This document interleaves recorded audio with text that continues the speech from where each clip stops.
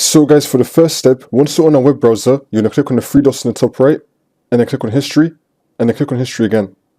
And then once you're on this, you're going to select delete browsing data. Now you're going to set the time range to all time. Then you're going to select cookies and other site data, and cache images and files, and then click on delete data. And now for the second step, you're going to head over to search and type in CMD, then you're going to run it as administrator. And then click on yes.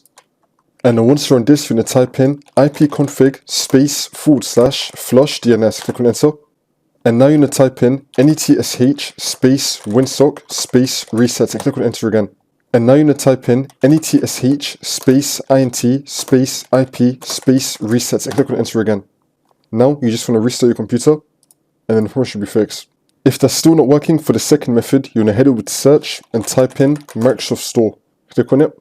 And then once you're on this, you're going to search for TikTok and then you're going to click on download. From now on, you can use the TikTok application instead of the website. This should now fix your problem.